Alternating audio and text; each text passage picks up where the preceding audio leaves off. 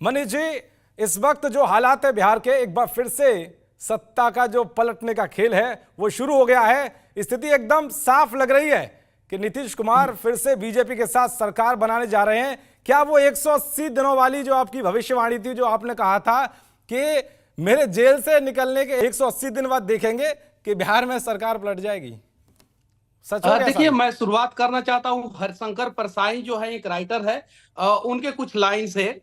इस पृथ्वी पर जनता की उपयोगिता इस पृथ्वी पर जनता की उपयोगिता सिर्फ और सिर्फ वोट मात्र के लिए है, ताकि उनके वोट से मंत्रिमंडल का गठन हो सके।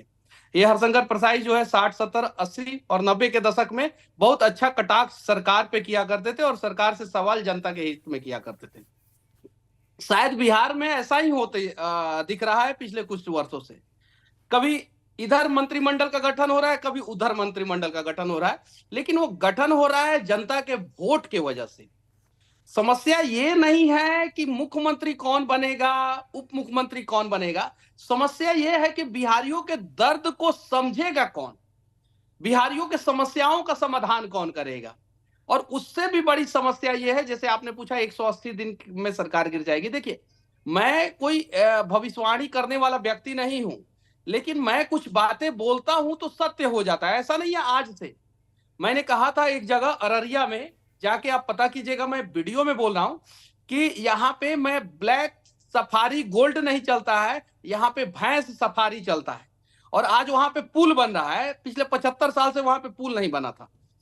उसके अलावा जो है, मैंने बोला कि एक जगह पुल गिर जाएगा, पुल गिर गया। मैंने बोला कि 180 दिन के अंदर सरकार गिर जाएगा, और देखिए अभी सरकार जो है, समझिए कि अब इससे नीचा क्या गिरेगा सरकार। अब जब सरकारों का चरित्र ही गिर जाए तो इससे नीचा क्या गिरेगा सरकार। पिछले 6 महीना पहले जो है बिहार में बाढ़ आया था। अभी जनवरी महीना है, जुलाई अगस्त में बाढ़ आता है बिहार में जी। और फिर आज से 6 महीना जोड़ दीजिएगा तो बिहार में बाढ़ आने वाला है। लेकिन बिहार में बाढ़ आने वाला, इस पे चर्चा कहां हो रहा है, क्यों नहीं हो रहा है। हरिशंकर परसाई की वो कविताएं और वो लाइनें जो है आज चरितार्थ हो रही है कि सिर्फ जनता वोट मात्र के लिए और मंत्रिमंडल गठन करने के लिए सरकार किसी की भी रहे, लेकिन बिहार के समस्या का समाधान होना चाहिए, बिहार के समस्या पे बात होना चाहिए। आज 180 दिन अभी तो नहीं कंप्लीट हुआ है, पहले ही। अब देखिए, तो आप लोग दिखा रहे हैं चीजों को, और अगर आप लोगों की बातों को माना जाए तो शायद से 180 दिन तो भूल जाइए, 80 दिन के अंदर ही सरकार पलट जाएगी। लेकिन एक सवाल यह है कि बिहार की जो सियासत है वो आम आदमी के नजरिए से देखें और राज्यों की तुलना में देखें, चाहे उत्तर प्रदेश हो, मध्य प्रदेश हो, और जो सीमावर्ती जो राज्य हैं, उसके हिसाब से आम आदमी के लिए बिहार की सियासत कैसे होनी चाहिए? देखिए, शिक्षा व्यवस्था बिहार का डामाडोल है, स्वास्थ्य व्यवस्था बिहार का डामाडोल है। आज मान सम्मान की लड़ाई बिहारी लड़ रहे हैं, और मान सम्मान की लड़ाई में ये बिहारी जो है पूरी दुनिया में अकेले पड़ गए। तो मैं बिहारियों को कहना चाहता हूं कि मान सम्मान, स्वाभिमान की लड़ाई में भले अकेले रह लेना, कोई साथ दे या ना दे, लेकिन लड़ना जरूर। और आज के समय में बिहारी लड़ रहा है स्वास्थ्य व्यवस्था के लिए, शिक्षा व्यवस्था के लिए। बिहार में एक गरीब से पूछा जाए कि आखिर क्या क्या सुधार होना चाहिए। ट्रेनों में भर भर के हम लोग जो है वो मजदूरी करने जाते हैं, इलाज कराने के लिए बाहर जाते हैं, बच्चों को पढ़ाने के लिए बाहर भेजते हैं। अब जरा बताइए, तो जब सब कुछ बाहर ही करते हैं तो हम लोग वोट क्यों देते हैं बिहार सरकार को? क्यों ऐसे नेताओं को चुनते हैं जो हर 6 महीना साल भर में जो है पलट जाए और कुछ हो नहीं? तो ये सारी चीजें हैं। बिहार के जनता के नजर से अगर बिहार की राजनीति देखी जाए तो बिहार जो है अभी बहुत पीछे है, और बीमारू राज्य में से एक है। 8.9 लाख करोड़ जो है इकोनॉमी है बिहार का, 8.9, मतलब लगभग 9 लाख करोड़। उत्तर प्रदेश का जो है वो 29 लाख करोड़ है, तमिलनाडु का 28 लाख करोड़ है, और महाराष्ट्र का शायद से 32 लाख करोड़ है। बिहार आज देश के टॉप 3 राज्यों से 3 गुना पीछे है।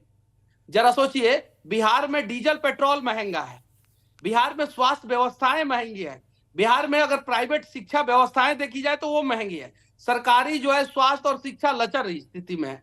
तो बिहारी के नजर से अगर बिहार की राजनीति को देखेंगे तो बस यही कहेंगे कि बिहार जो है कराह रहा है, उम्मीद में है, बैठा हुआ है कि कोई हमारी दर्द को समझेगा और कोई हमारे समस्याओं का समाधान करेगा। 180 दिन नहीं, 80 दिन के अंदर सरकार जो है वो, बाकी आप लोग तो गुड न्यूज देंगे ही, सबसे पहले आप ही लोग देंगे। अच्छा मनीष जी, मैं ये भी जानना चाहूँगा कि जैसे आप देख रहे हैं कि भारत में पूरे देश भर के अंदर भी एक राजनीति अलग अब बदलती जा रही है एक तरह से देखें तो।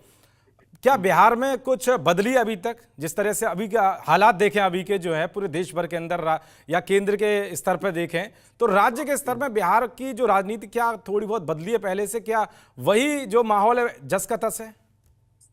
देखिए, मैं उस पर चर्चा करने से पहले बिहारी लोग भाई से मैं एक बात कहना चाहता हूं कि जब तुम्हें लगे कि तुम्हारे जीवन का सारा ऑप्शन खत्म हो चुका है तो बस वहीं से एक नया शुरुआत करने का समय आता है।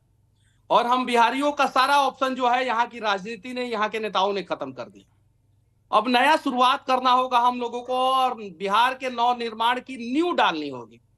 नींव तो उत्तर प्रदेश के अयोध्या में पड़ा हुआ है, देश के नव निर्माण का, राष्ट्र का मंगल का, राम मंदिर का निर्माण हो गया। और जिस दिन निर्माण हुआ उस दिन 1 लाख करोड़ का इकोनॉमी को, भारतीय इकोनॉमी को फायदा हुआ, जिसमें से 40,000 करोड़ का उत्तर प्रदेश इकोनॉमी को फायदा हुआ। अब रथ जो है पूरब की दिशा में निकला हुआ है बिहार में।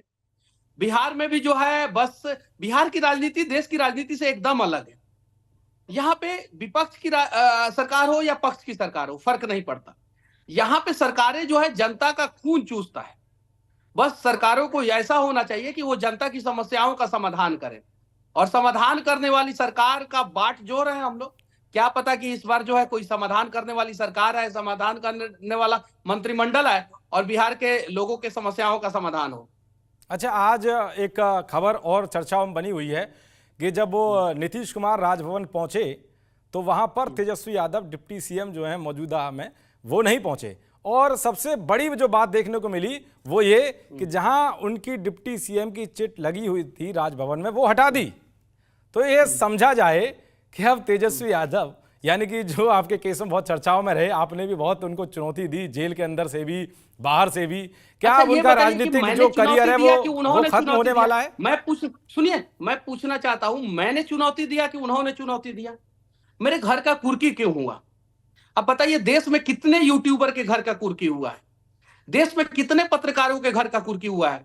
जब से भारत आजाद हुआ है, एक यूट्यूबर या एक पत्रकार का नाम बता दीजिए जिसके घर का कुर्की हुआ। जी। मेरा मिट्टी का घर है, उसके घर का, उस घर का कुर्की हो गया।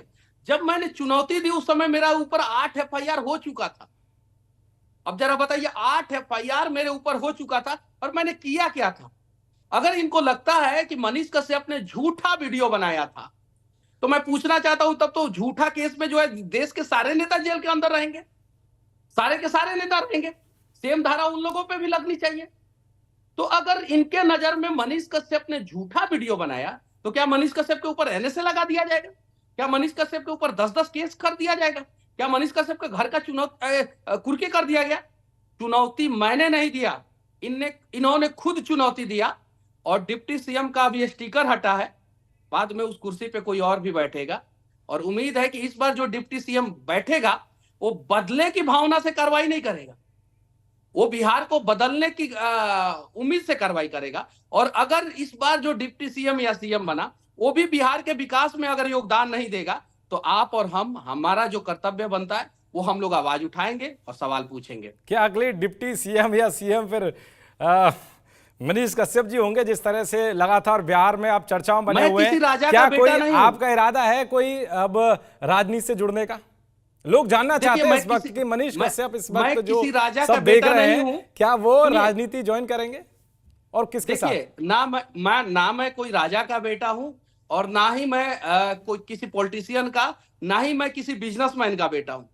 और वर्तमान समय में बिहार की राजनीति में आपके पास या तो बाहुबल होना चाहिए, बाहुबली होना चाहिए, या तो आप धनाढ्य होने चाहिए जी, या तो आप किसी राजा यानी किसी नेता का बेटा होना चाहिए। आप बताइए ना, पिछले 10 साल में कौन सा गरीब परिवार का बच्चा जो है बिहार की राजनीति में आगे बढ़ा है? आप लोग बात करते हैं कर्पूरी ठाकुर की, कहते हैं कि कर्पूरी ठाकुर ने बिहार के राजनीति में बहुत बड़ा बदलाव किया।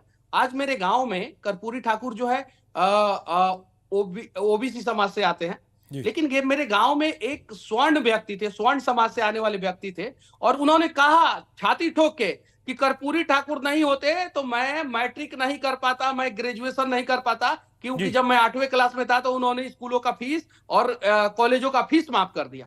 जरा सोचिए, उस कर्पूरी ठाकुर के पदचिन्हों पे चलने का प्रयास आज का राजनीति बिहार का क्यों नहीं कर रहा है? वो पता है क्यों? बिहार के लोगों के दर्द को समझ पाए, क्योंकि उनके पिताजी जो है बाल काटते थे। उन्होंने दर्द को देखा था कि मेरा बाप जो है इतना परेशानी में है और उसने कहां से पैसा का व्यवस्था करके जो है मुझे पढ़ाया है। इसलिए उन्होंने सबसे पहले जो है शिक्षा व्यवस्था में सुधार किया। शिक्षा मंत्री रहे वो, ज्यादा दिन नहीं, लगभग 1 साल।